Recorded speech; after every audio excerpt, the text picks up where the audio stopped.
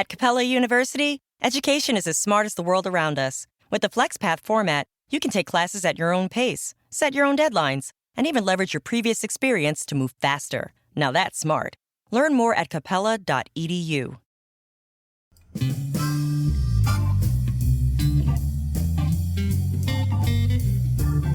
Write Night is a talk show with published authors, writers, and content creators discussing both the creative and technical sides of writing, as well as the industry surrounding it, from novels to screenplays to comics and more.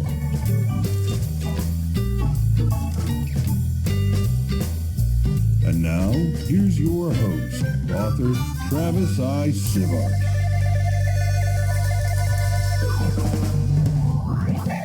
Welcome to Write Night. We'll get to the topic and discussion in just a moment. For those listening to the podcast, we record the podcast on our live stream at twitch.tv/Travis Tavern Talk, and we have a live interactive chat audience. You might hear the sound of the bell ding, and that means I want to interrupt somebody to read a comment or question. For those on the live stream, we won't read off everything you put in chat, but we'll try to get to the most relevant, the most amusing, or some combination of the both. Now, while we introduce ourselves, go and let us know what you're reading, writing, or creating tonight. Okay, and welcome everybody. Thanks for joining us. It is Write Night, and I am Travis Sivart, author of, well, I guess I specifically should focus on what we're editing tonight, because we're going to talk about editing, and we're going to do some live edits with just the two of us here. So, Silver and Smith and the Doppelganger's Gate, Book 2 of the Silver and Smith Chronicles. And by the way, hello to Raven's Muse and Hot Diggity Dave. Good to see you guys. Let us know what you're reading, writing, or creating. And, yeah. So, something else I want to say before I pass the intro over to Tara is tonight I am actually drinking. Matter of fact, for this whole editing thing over the next few weeks, I'm going to be consistently drinking Writer's Tears, which I feel Tara should be drinking since she's the editor and I'm the writer. But, you know. Tara, care to introduce yourself and let them know how awesome you are? Sure. I am the awesome Dreamer-in-Chief at Dreampunk Press, a small publishing collective based out of Norfolk, Virginia. Basically, we are a collective of authors who publish together. And I'm also an author, that publishes together with other authors in the collective. But I am also the top dog editor. God. Well, we could do retakes. You need a verbal editor, don't you? Editor for the publishing entity. Very good. I'm an editor of the written word, not the spoken word. Yes. Caveat there. Okay. So, and that's excellent, Dave. That's pretty awesome. What are you learning jazz scales on? Are you just singing jazz scales, or do you have something to fadoodle doodle on, Dave? Now, as for how things will work tonight, is we've pulled a chapter, and we're going to do 3 separate podcasts like this. A chapter from the first act of my book, a chapter from the second act, so right around the middle, and then a chapter from the third act of my latest book. And Tara has pre-edited, but we're going to go through, I'll read a page, then we stop, and she lets me know what she wanted to change and why. We will try to keep this in mind. There might be people listening on a podcast, but there are times things will just be visual, and forgive us if we actually skip over description for that. So, Tara, you're specifically doing a type of editing here. Do you want to talk a little bit about that before we start? Sure. So there are 3 types of phases of edit. There's a developmental edit, a copy edit, and then a format edit. And what I specialize in is the copy edit phase, which is when you go down through and you're looking almost line by line at how to make the copy better. You're not looking at plot. You're not really looking at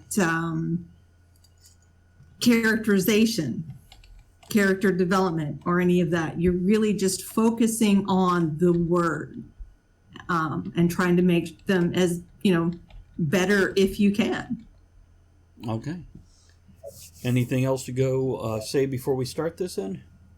No, let's get started. Okay, let's get this started. Hold on, I gotta voice practice. Yeah. Me, you, I, they. Quick question from Raven's Muse. So is line editing the same as copy editing? Yes. Very good. Line editing and copy editing are basically the same thing. Basically. What do you mean basically? Is it not totally the same thing? Okay, they're the same thing. They're the same thing. Okay, just checking if there's a minutia difference. So copy editing is probably the term you would use for copywriting, i.e. advertising. Okay. Line editing is probably the better term for when you're working on a full manuscript. Excellent. Thank you. Okay, so I'm going to read a page, and just so you know, Tara, in case you're like, wait, stop, I'm going to read to the end of the paragraph, even if that paragraph hits the next page. Don't do that for the first, not no, for the first page. It works for the first page, because it ends right before. It does? Okay. Yeah, it does. Yeah, I looked. Okay. But yeah, that way I'm not cutting it off mid-sentence. So a quick description, and we'll do this for each episode. Silver and Smith is set a few decades in the future from now, and I call it cyberpulp. So it is not quite cyberpunk, but not the pulp novels of the 1930s, but a blend of the two. So if Blade Runner and Indiana Jones had a baby, be something like this. So he stirred in the shadows. He didn't shift from nervousness or boredom. Instead, is whose nanotech-driven alterations cycling through a test sequence after not moving for a while. The ocular implant in his right eye flicked through the available spectrums, flashing infrared, the green of low light, then the spattered blue and yellow imagery of the magnetic field, stopping on the last setting. He zoomed in on the anomalies, things that crept underneath the walkway. The bounty hunter and archaeologists were oblivious to the things lurking below their feet as they moved away from the tall, thin man. The man's magnetic resonance was a mix of what came off the specimens and what came off Silver and Smith, no doubt due to the overlap of the fields of the two different species. The Watcher had seen these creatures in the reports given to him by his employer. He knew that the corporation had been experimenting with making prototypes of specialized biological machines, and he had to wonder if they were anything like the horrors that inched their way through the recesses of the city. His employer. He chuffed as he rolled the word across his thoughts. What was an unconscious reaction for most people, the quick outtake of breath at a thought that was bitterly humorous, was a conscious action for him. He crafted that reaction with care, perhaps to blend in, or maybe to just hold on to some of his waning humanity. And I'm going to stop there, and I wasn't sure if I should read it with the edits or without the edits, and we should have discussed that first, but now we'll know. I think you read them with the edits, correct? I went back and forth, really. Sometimes it was just better with the edits and it felt right. Other times, yeah. So, and then sometimes with the colors on the screen, it's hard to tell what was the edit, what wasn't. Right, yeah. Oh, you know what? 1 second, quick screen change. My apologies to the viewing audience. There we go. Now everybody gets to see what we're working with. All right, so let's talk about the edits. Yep. Let's talk about that first paragraph, because actually there's something in that first paragraph that usually an editor would change, which is the repeat of the he's in those first two sentences. He stirred in the shadows. He didn't shift from nervousness or boredom, yada, yada. And I left those alone because you haven't named this person yet. And it helps to emphasize we don't know who he is yet. It emphasizes that Silver and Smith do not know this person. He's watching them, and they're not really aware of it. So it helps to emphasize the fact that we don't know a name yet. For the reader, in the previous chapter, we were with Silver and Smith, and now we've backed off. Right. Okay. And we're kind of noticing this gentleman, and we're getting closer.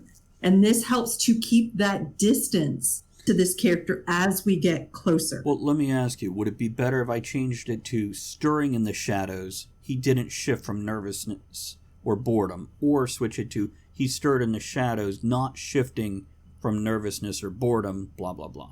Leave it as he, period, he. I think you should leave it he and he. Okay. Simply because when you're emphasizing that this is a male, and you are emphasizing that the reader does not know the name yet. Raven also pointed out, you also opted not to combine the two sentences because it would have run long.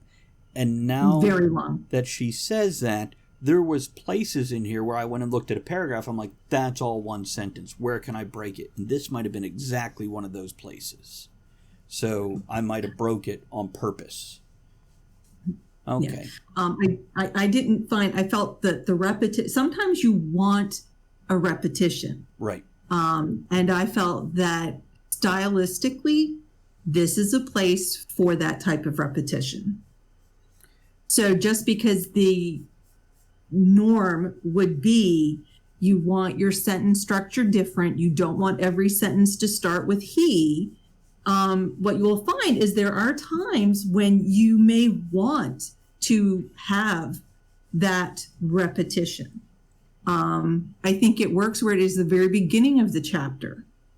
With MailChimp, you get a whole lot more than a URL. You get an all-in-one marketing platform to help drive sales. That means you can connect your data to make more informed, smarter decisions, and you get powerful automation tools like our Customer Journey Builder to ensure you never miss an opportunity to turn shoppers into loyal customers.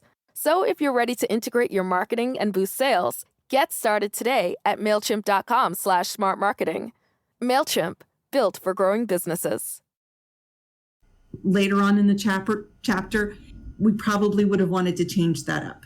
But Gotcha. We don't know this person is, and it's helping to emphasize that.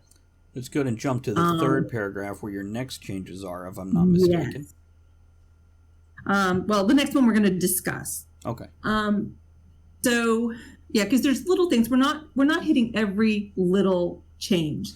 Some changes are pretty much not a whole lot to talk about. Yeah, there's times where in the edit she's removed an extra space or changed a misspelled word. We don't need to discuss those. For example, cycling through, I had left the R out of through. We're not going to talk about every single thing like that. That's silly. Okay, go on with this. Yes. So, and they can see, are they able to see? The people in the live chat can see it right on the screen. For anybody watching the podcast, that's where we try to give a little bit more description for them. Okay. So in the third and fourth chapter, so the third chapter starts the bounty hunter and archaeologist, meaning the bounty hunter, which is Silver, and the archaeologist, which is Smith. Right. The reason I want to talk about that is we already know it's Silver and Smith as the reader, but here we are, you're emphasizing their occupations. Because when we get to the next sentence and it starts off the Watcher, and of course this is the he that we don't know the name of yet. And I just want to I like this.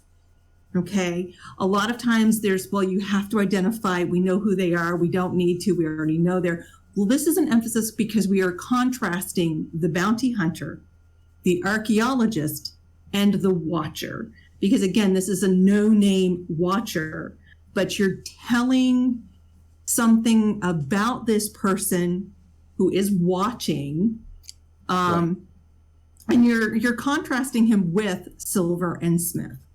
And I like this. And again, a lot of times it's, once you have the characters, you don't identify them in this way. I mean, we're in chapter 7. See, that's also, from the Watcher's point of view, it's his way of breaking down the people. The name means nothing. The what they do for a living means something. It tells something. And there was a question in chat. Raven would like to know, do you offer line editing services? Are you accepting new clients at the moment? Not at the moment, no. Okay. So if you want to give a link, you can. If you don't want to give a link, we can leave it shush. But Raven, if you keep at me, Tara has been my editor for many years now and edited most of my books. If not, I think I can kind of safely say all except maybe one or two. So if you just keep bugging me, then as soon as she has an opening,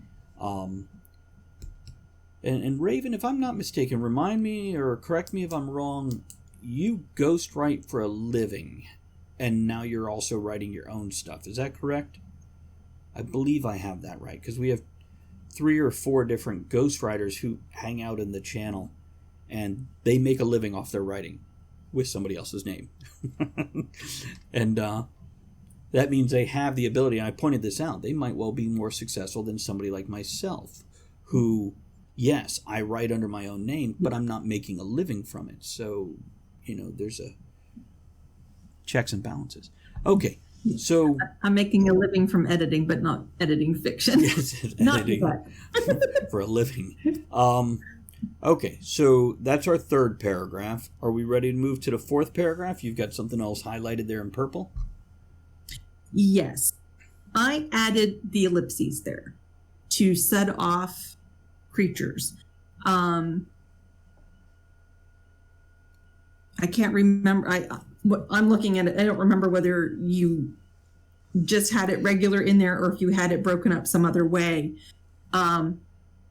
But that helps to emphasize these creatures, because he's not just watching Silver and Smith, which we understand that because of the bounty hunter and the archaeologist, which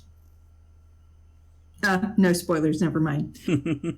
So again, okay, because again, that way of him thinking about it, but then he's also, he's seeing these other things that are there, and I just felt that this would help emphasize and show he's thinking. You've got him with gadgets and stuff embedded, right, and modifications, but he's still, rather, to help emphasize that even with all of that in that description of him, he's not a robot. Right. Okay. So I think it helped that he's he's noticing these things, and he's kind of wondering a little bit when we, get in with that paragraph a little bit more. And I think it just helps to emphasize that he's thinking and help to give that characterization, especially since there's been so much so far of this being modified and right, a lot of mechanical and electrical and modifications done, that yes, this is still a person. It's not a robot. They're not, that's not what we're looking at. They're still a thinking person. So yeah, and the last paragraph really leans into that, where he doesn't have to do these things. They're not normal. He crafts them now with the... Yeah. And by the way, I see some word repetition in here, and I was curious about that, where rolled the word across his thoughts. What was an unconscious reaction for most people, the quick outtake of breath at a thought that was bitterly humorous, was a conscious action for him. He crafted that reaction with care. So what I'm seeing is we have reaction and action, which is similar but different, but then we also have thoughts, thought, and was there a third time for that? So this might be something I want to clean up a little bit and fix up, because the word repetition, when writing you don't notice it, when speaking you don't notice it, but when you're reading it, man, that jumps out.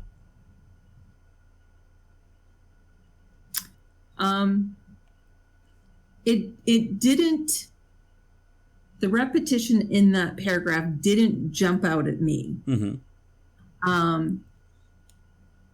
And when I tried putting other words in there, they didn't work as well.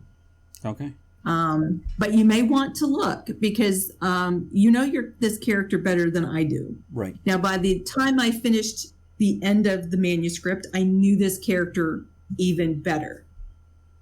But be careful because sometimes a repetition for a character can help because he is very.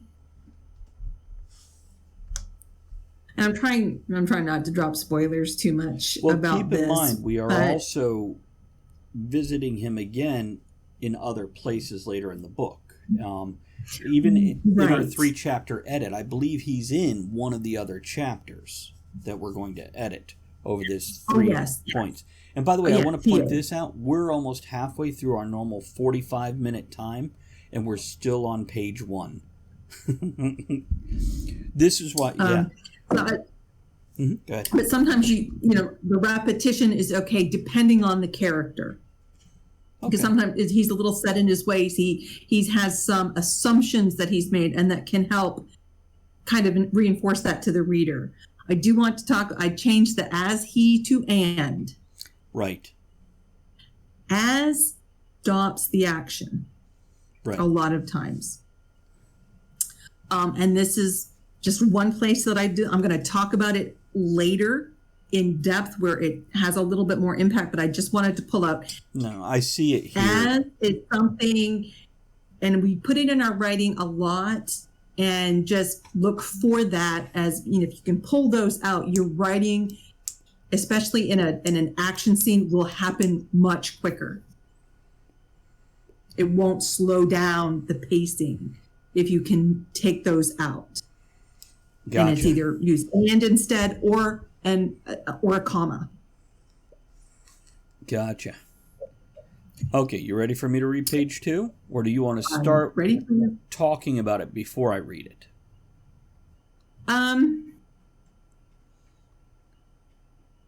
I love his name. Oh, thank you. So how about you go ahead and read, because that's Okay. my first comment is going to be about his I'm name. going to read page 2. Byron Savage had once been an agent for his current employer, a term that was interchangeable with the word equipment in the corporate handbook. Potential employees were candidates, and depending on what tasks they were brought on to do, there were a variety of other terms to define their roles, but employee was never used. An agent was a polite way of saying someone who was programmed to do what was needed to be done. From something as mundane as filing documents to something as specialized as assassination with prejudice. Savage had relinquished his position after fighting with the system and his superiors for almost 2 years. That was poorly read. Work with me on that. But only by the consent of the corporation. When they did agree to release him from his contract, which was very similar to indentured servitude in payment for modifications, he thought that he'd won that battle. He was no longer sure. They'd only approved letting him out of the agreement after he signed a different one in place of the first. Now, he was freelance. I'm sorry, reading what I think instead of what I saw. He was now freelance, a bounty hunter, an assassin, a finder of lost things. But the new contract stated that the company's business came before any business from anyone else, plus the usual NDA. It had seemed like a better deal at the time. Under the new terms, he didn't have the corporation's protection, and they had deniability when it came to anything he did. He did get paid per job, and that was nice, but he also had to pay for maintenance of his alteration, and there was a lot of them. I turn page 2 over to you. All right. I want to talk about this name. Byron Savage. And I think, and this is in contrast because that first page we only got he. And here we get his name. This is when, because we've kind of, and with this is how he sees himself and how the Talon agency sees him, which is, basically as a piece of equipment. And yet he, even with all of these modifications, he sees himself as something very different. And I think this is a beautifully done paragraph, especially with that name. Byron being, it's very old-fashioned in a lot of ways, very poetic if you think Lord Byron, etc. But then also think about, what was written. And then Savage as a last name.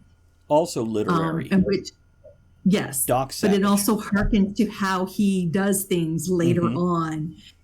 And I just think it's when I first read this name, I'm like, oh, okay. But then I'm like, as we get to know this particular character, it's a very fitting name. And I think you did very, very well at picking a name out for this guy. Thank you. The name actually came to me first with the smallest concept of the character. And the rest of the character grew around the name. It was a nice, synthesis there. Is that the right word? Whatever. Have a question for you, though. Raven would like to know, do you ever use italics to emphasize a word instead of quotation marks or ellipses? And actually, that's why I have those highlighted. Because I had added the quotation marks.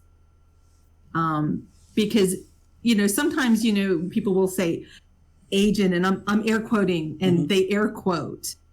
But italics would work here just as well, I think, because this is this character, Byron Savage, thinking this to himself, which when contrast from the first page where he identified Silver as a bounty hunter, where he identified in his head Smith as an archaeologist, for him here, I'm not really, I'm an agent. That's what they call me. Right. So there's kind of a little bit of, existential crisis for this guy right here. And it kind of hints that he really doesn't know his purpose. He's finding it. He knows what he wants his purpose to be. And we discover this as we go. And I think this is a beautiful foreshadowing of that. I used the quotes here, but italics would work just as well. Ellipses would not work here. All right, because this isn't a thinking thing. He knows how the corporation thinks about him. And he knows he's not really, an employee and that employee. So ellipses wouldn't work here. He's not stumbling for the name. It's more of a agent. It's just their title for something. And then he describes it. Very good. Now, for me, and not always, not saying this is correct. And hello, Wordwin. Good to see you. Usually when I use italics when writing a novel, now this doesn't count for online typing in a chat box where I use italics very differently. Italics, I will use it when somebody's thinking something. So instead of quotes or whatever, when they're thinking. Other than that, in a sentence, I will sometimes, in dialogue, use italics to stress a word. In narration, I wouldn't have thought to do that. I wouldn't have thought, because to me it says thinking the word or a dialogue stressor. But what you're saying is it's fine either way. There's no rule against it being done either time. Correct. As long as you are consistent in whichever manner you choose to do. Okay. And again, as long as it's going to be understood by the reader. If you're going in here like, I'm going to use a different font, the reader won't understand what that is. Now, something else I'm going to ask. Go ahead. No, go ahead. Okay. You used regular dialogue quotes around agent and employee here. Because they're used for dialogue, I have wondered myself if I should be using the single quotations instead of double quotations. Yeah, single quotations is what I probably should have put there. Okay. Instead of the double. I'm glad I asked, because I would have definitely left it like that and trusted you. And I'm glad, because that was probably just a, mistype of the... Well, I also understand you edit after a full day of work, so you're human. And that's something else to say about anybody with an editor. Editors never catch 100%. They really don't. They're human, and it happens. It's fair enough. Wordwin says, unless it's British, then double. But, so let's go down to, and what I'm going to try to do, since I want to try to move this along a little bit, the next 2 pages look pretty tight. I'm going to go ahead and read 2 pages instead of 1, and then let you comment on 2 pages in a row here. Can I do a quick comment on, Please. Because I changed corporate protection Go ahead. to corporation protection. I thought, and this is me interjecting on you, Travis. So if you do not agree with this, and this is where I would expect you to maybe ask me why I made the change. Or make an artistic decision, either way. Right. Or ask me first, though, why did you make that? Why did you make that? Because I want to tell you why. And this is why when you are writing, when you get red lines back from your editor, if you don't understand why they are suggesting you change something, ask them. Ask them. Because either they didn't understand what you were going for. Right. Or you don't and then they can tell you, and then you can either, oh, well, that's not what I was going for, or you can go, oh, and you, because you're a team, remember, you're always a team with your editor. So corporate protection, but the corporation's protection is something the corporation gives, and he doesn't have it. Right. And I just thought that helped to emphasize that they consider the folks that work for them expendable. You know, I might also... And that when you contract out, you're even more expendable. I might even change that to talent agencies protection. But then again, I kind of like the word corporation because it makes it more faceless and less named and specific. Right. Like because he's distancing this himself actually from it. has 2 corporations that are kind of at odds, and that allows the reader not just to get that feeling specifically about the talent agency, but that what you're actually trying to say a little bit about corporations. And actually, and I don't think America. I've specifically... I said corporate America, but the way corporations as a whole act in this world. And I don't think I've mentioned talent agency specifically, and that's probably why I left it like that, because I want the reader to go, which one is he working for, or is it a third one? Until I give that reveal later. I think I recognize that it's talent agency from further on in the book. Possibly. Well, I do mention... haven't mentioned that yet. I do mention agent, which leans towards that. And agency is capitalized in the very next paragraph. So I'm leading into it, but he's leaning away from it as we go into it. Okay, so I'll read a couple pages at this point in time, and then we'll pop back, and there's a lot of corrections on this first paragraph, and everything else looks pretty tight. Okay, let me just go ahead and read this. He could replace or repair his armor and graphene skin suit through street contacts, but the agency always offered a higher quality of work and supplies, and better prices. The Magpulse weapon embedded in his forearm was available in other places, but the agency still dominated the market. The Zetabyte interface that stored information from and fed information to his implanted card phone environmental shifting graphene... I'm sorry, I'm not reading my commas. Environmental shifting graphene skin suit needed updates. At Capella University, you're in control of your education. With the game-changing FlexPath format, you can set your own deadlines and move at your own pace. The faster you move, the more you save. Visit capella.edu to learn more. 'Tis the season for those irresistible ginger thins, cozy blankets for cuddling by the fire, and making home warm and welcoming. For one-stop holiday shopping, visit your local IKEA or ikea-usa.com/holiday. Okay, when I do the audiobook, I'm going to have to read that sentence 2-3 times to get it right. The alloy bones in his legs and shoulders, the eye implant, and his other modifications needed maintenance, upkeep, and upgrades. Those things came from very specialized sources. That meant paying the very same company that invented them to do the work. That wasn't cheap. Movement drew his attention back to the things hidden in the shadows. They weren't the crawlers that scavenged for trash. though they had a similar magnetic signature. They were biological, not technological. Savage had never seen a biosign that read magnetic before now. His internal AI searched for any reference to such things in the background as he watched his targets being stalked. The creatures were something from nightmares that had been buried in myths, legends, and conspiracies for centuries. They moved on 2 or 4 legs, like a bear. That was where the similarity between them and anything natural to the planet ended. Savage's AI brought up all relevant information, most of which were the reports he'd already read. The monsters were often amphibious, and it was unusual for them to be found in a city or an urban area.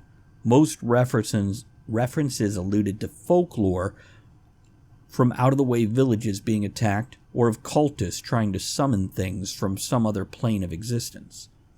The creature's eyes were myriad, though not like an insect's compound build, but rather dozens of individual cavities that varied in size, blinking and focusing on multiple things at the same time. It was a primitive species, with natural weapons like claws and teeth. And they were on the hunt. Should that be a new paragraph? And they were on the hunt? Nah, that's probably fine on its own. Savage watched them follow Silver and Smith from below the steel grates of the raised walkway. That needs clarified, I think. Where he watched them follow Silver and Smith. Is he below the grates or are they? But I'll go back to that. The billionaire damn it. Billionaire philanthropist. Philanthropist. I couldn't get the second syllable. I lost the second syllable. And Bounty Hunter showed an odd magnetic resonance also. Like he was just off from what most people showed. See, this is right here, odd magnetic resonance also. Up here, I said no other biological life forms had shown magnetic resonance. And later, I say all creatures have magnetic. So that's something I'm going to have to, instead of read this sort of magnetic before, or something like that. I'll have to clarify that. The technology of Savage's ocular implant was a new tech, and ironically, based on an offshoot of the research pioneered by Silver. Most things had a magnetic field, from the Earth itself to living creatures. Recent advances in science had allowed the agency to detect those emanations. Fun fact, psychics, witches, and charlatans had been reading these waves from people, calling them auras, since the dawn of mankind. It was the natural electromagnetic wave field generated by every living being and many non-animate objects. MRIs also used a primitive sort of detection system to check soft tissue for anomalies. This was just the next logical step in that series of discoveries. Or to be more specific, 3 steps beyond MRIs. Zooming in, Savage's zettabyte processor, the latest processing and storage measurement that had followed exabytes, petabytes, and terabytes, and led the way into yottabyte devices, took the information, stored and compared it to references dating back to ancient Greece and beyond. I'm going to pause here to let you talk about what you want to talk about before I get into the next. That is, to me, a very interesting info dump. Okay. So a couple things that you brought up, and I think you're right, and they were on the hunt would work much better as its own paragraph, Mm-hmm. To set that off.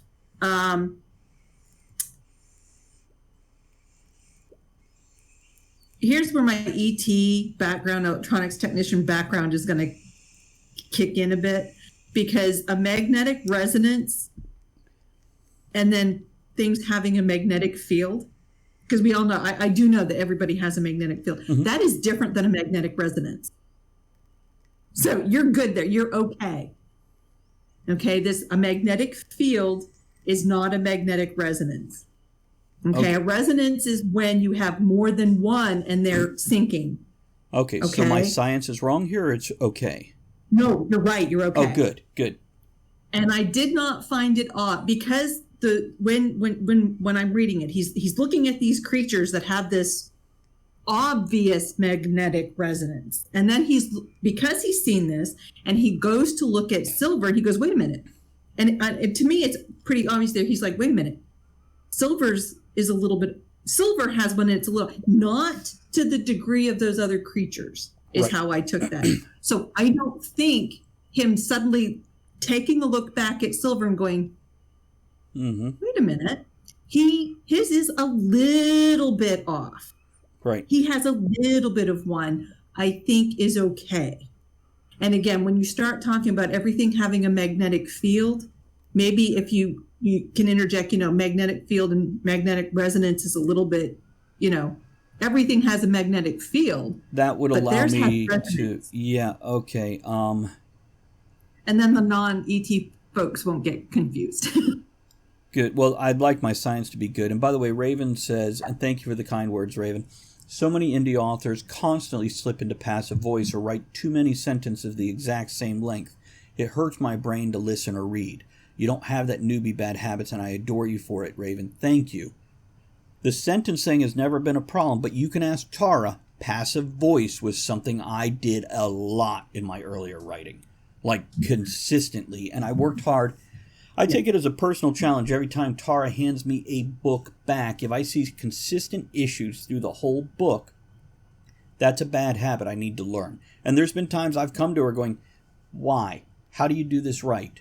And then I will question her, and I will go to other editors here on Twitch and other places and go, what do you think? And they'll disagree with her, and I'll bring that back to her. And then separately from all of them, I'll go do my own research and make up my own damn mind. We did this with ellipses and the spaces after M dashes and all this, and yeah. So, thank you, Raven. Appreciate the kind words. Tara, do you have some more to say on these two pages? I was just going to say, you're writing a whole lot more like me all the time. It's better in some ways, worse in others. We have but I do want to reiterate that, you have been paying attention to the edits that I've been giving you. And I'll encourage that in any writer. The first thing that I edited for you, we addressed some of those. The repetition of sentence length, a lot of that makes it hard to read. And like you said, you asked questions and paid attention. And so there's not a whole lot that I find anymore in your right. There will be instances where there'll be a page that's like, oh, and I know why. Right. You got into it and you're writing some big action, whatever, and we get off a little bit. And then we work on it. But yeah, you have written a lot of stuff. And that's how you get to be a better writer. Just by, even if you don't ever publish and you never give it to another somebody to edit. If you write and write and write and you read what you write 6 months or 8 months later, as a reader, then you'll start seeing what you're doing that can improve, especially if you're also reading other people. And here's what I'll tell any writer out there. Read what your editor sends back. I don't care if it's just correcting little things or correcting huge things. Read it. Learn from it. Because this is how you grow. And take it as a personal challenge. Tara, you'll notice there's a lot less as he did, as she did. Yes. Because that's something, once I realize that's something you're pulling out, that's a bad habit. Let me look at that. It is unnecessary words. And anybody who watches me write or edit my own work will often hear me yell at myself, there it is again, Travis, don't put that there. Because we already know they're doing it as they do it, so you don't need to say as they do it. But yeah, learn from me. I know some people who would take all the edits and just accept them all and roll on. Don't do that. For two reasons. First of all, you can't learn that way. You can't write better. Second of all, your editor could be wrong. Or there are places Tara will put down an artistic choice and I make a decision. And I go, exactly. And there's other times where I'm like, oh, Tara missed that. It happens. So rereading the whole work when you're doing the cleanup, it's important. For many reasons. Okay, anything else on these 2 pages you'd like to discuss before we go on? No. Okay. I had the two things, but let's move on. Well, I'm good with time. This is why we discussed that before we started. But if you're okay, I'll just go on. I'll read another 2 pages, or at least till the end of this information point, which hopefully it comes out well. Let's find out. Let me read it and see what we think. There it is. Since the lost scrolls of Alexandria had been recreated using MRIs and other imaging technology. Also, let me interrupt myself before I go on. Guys, I am reading this fresh. I haven't practiced it. I haven't read over it ahead of time, besides the one time I wrote it, the second time I cleaned it up. This is the 3rd time to 5th time I've ever read it. So I don't have the pacing down for the storytelling. Work with me on that one. Since the lost scrolls of Alexandria had been recreated using MRIs and other imaging technology, many lost myths had been recovered. The Athenian Egyptian resource had been lost on multiple occasions, on purpose or through misfortune, but the agency had invested a lot of time and money recovering any information that could be reconstructed. They said it was for altruistic reasons, but Savage knew the motives of the agency were far from the reasons that would help the world. References to Atlantis, ancient Maya, ancient Egypt, even Babylon and Sumer popped into the feed from his implant. This fed into the theorem of convergent conceptualization or recombinant conceptualizations, where the same idea came to light and was studied in different places in civilization. Similar cultures, a world apart, coming to the same conclusion or next step in scientific discovery at the same approximate time in history was a much debated concept, but it seemed to have happened many times throughout mankind's short timeline. Did I use many a lot in that paragraph, or is it just... maybe it's just me. Glancing and sifting through the information on his readout, Savage took the vague but most pertinent information and digested it. A possible alien presence, long on this planet, that interfered in human development and could potentially shapeshift stood out in the info dump. The offshoots mentioned genetically altered beasts that led to many myths throughout time. Byron wasn't worried about the history. He only needed to figure out if these things meant to help or harm his targets. If it was the latter, the simple solution was to take them out. If it was the former, then far darker possibilities lurked at the edges of his mind. Savage stood, his tech humming in his head, a constant background noise that he lived with, and dropped 3 stories down into the alley. His knees bent as he landed with a soft thump, a block behind his quarry. And I'll stop here, I think, because we're about to get into combat. And yeah, let's go ahead and give you a chance to talk about that before we move past all that. So first, for a data dump, that moved very well. Was it interesting? It was very interesting, especially for somebody who likes ancient Mayans, ancient Egypt. I watch documentaries all the time. Wait, real ones or the ones that are now on Discovery Channel and are so sad? No, the real ones. Yeah, aliens. Yeah, ancient aliens. Although I'm wondering if I should watch some of that as research. They're entertaining. And what I'll tell you about those, without going too far on a tangent, is they take a few good, solid facts and then segue way the hell away from them, which most people go, we've attached the two. And anybody who's thinking goes, wait a minute, I saw what you did behind the curtain. Yeah. For anyone wanting to take some little bit of truth, pull a Dan Brown, for instance, or a Travis Sivart, which is what you're doing here. Watch Ancient Aliens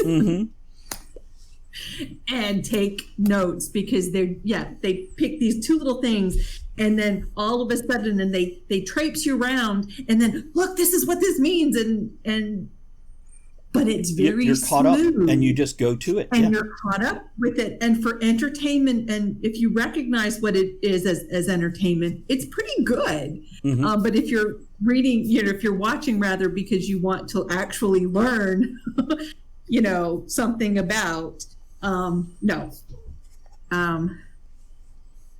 But again, there was a lot there, but I think because you were pulling those different things, even, and because Savage is pulling things in from his feed. So he's reviewing this and he's giving the reader a summary of what's coming in his feed because he's done this pull of information. It works even as a data dump because Savage, it's not for the reader only. It is also for this character. This is, Savage is getting, this is the information and this is how he's kind of compiling it in his mind.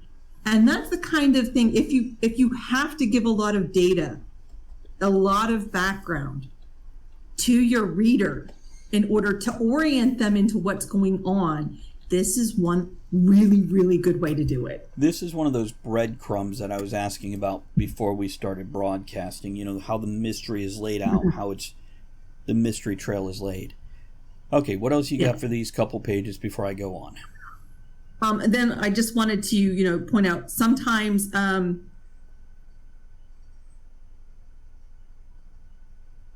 verb tenses. And sometimes when you get with just to watch them, because that's what came and was studied in. If you wanted it would be come to light and study. Right. But again, that's kind of weird because it could be stated either way. Right. And that's why I kind of highlighted that one, is because it could be stated, come to light and study in, or came to light and was studied in. That's something else I noted consistently in earlier writings of mine where I would mix tenses and you would correct it, and I've tried to pay closer attention to it, so hopefully that was easier and cleaner in this book.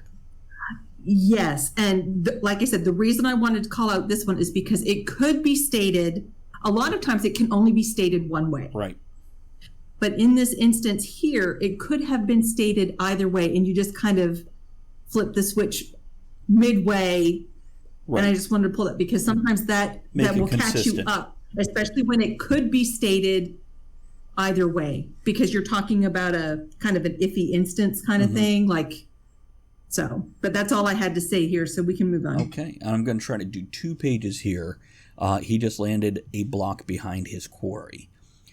His contract required the tech and information that the 2 people would acquire in their job, and Savage would do what was needed to make sure they did the footwork for him to get what he needed. Pulling an electronic tag on the interface on his arm, Savage swiped the digital tracer at his targets, and the card phone interface of his implant lit up as the program linked to Silver's device. I've got the word interface too often there. It's twice. I'll have to adjust that. The things in the recesses turned and looked in Savage's direction, dozens of eyes blinking at him. Did these things hear or feel the transfer? Byron thought. He pushed the idea away as the creatures turned towards him. Again, we have turned multiple times. I need to look at that. Fight or flight were his options. Lead them away or face them down. There were enough of them that they could split their forces and follow him and his targets. Fighting, then. Hunkering down, he made himself a smaller target, one that also allowed him to move in any direction. He looked at the flow of foot and vehicle traffic. Savage wanted the area clear of observers. He sent a notification of a traffic snag to local map apps. The notice would draw drones to see what was blocking the street, but that would take a few minutes. He wouldn't have long, but he didn't need much time. The crowd of pedestrians checked their card phones at the alert and began heading out of the area. Traffic turned down side streets, seeking a way around whatever unseen emergency was happening. Savage checked his stores of ammunition and power. The Magpulse web embedded in his right wrist showed 70% power. Part of those resources allocated to and held in reserve for his legs and armor. The needle gun in his left forearm was full, and he mentally keyed it for debilitating poison that could take down a large animal.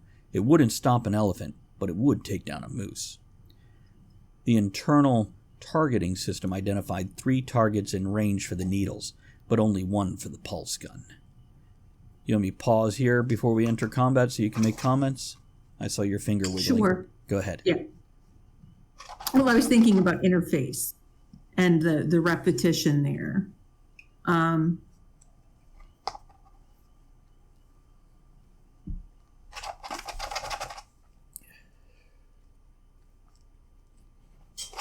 was trying to think if I could. Yeah, you're going to have to. I'll clean it up. Yeah. So what I'm going to say is... You also mentioned some repetition on turned. Right. And yeah, that didn't jump out as me as a big problem at that point. Unless you want, them to, when it gets to, when the creatures I could use the word spawn instead of turn. Pivoted might work. Yeah, pivoted. Because that will also, they didn't just turn, they spun around, Right. changed direction completely. Right.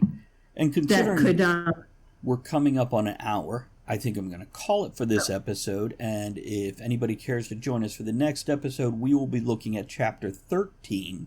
So about close to the center of the book, middle of Act 2. And we'll pick it up there. We've got about halfway through this chapter at this point in time, but it gives us an idea of what we're looking at, and we'll see how the book changes, the writing changes, and the editing changes in our next episode. So yeah, I think most of everything else that I had in here was just the static little. You got it. Okay. So say goodbye to everybody. Bye. And we'll catch you on the next episode. Let's get some outro music. Here we go. Before we go, I want to remind everyone that you can email us at rightnightshow@gmail.com. That's right with a W, night with an N, show@gmail.com. To let us know your thoughts on the show's topic, suggest other topics you'd like to hear us discuss, or just have a message read out on air to someone in your life. Thanks to everyone for supporting the show by downloading the podcast, sharing it on social media, grabbing some shirt stickers and mugs from bit.ly/tavern merch, or barware patches and hats from bit.ly/tavern merch too. It's bit.ly/tavern merch or tavern merch followed by the number 2. Thanks to everyone who joined us live at twitch.tv/Travis Tavern Talk, and everyone who supports the tavern by subscribing, hosting, throwing bits, raids, and most of all, commenting.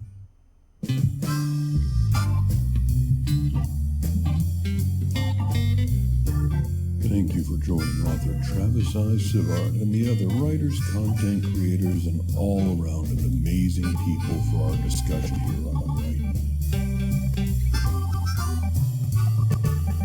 Join us again soon, and until you do, make sure you create with passion, enjoy the journey, and remember, every night can be right enough.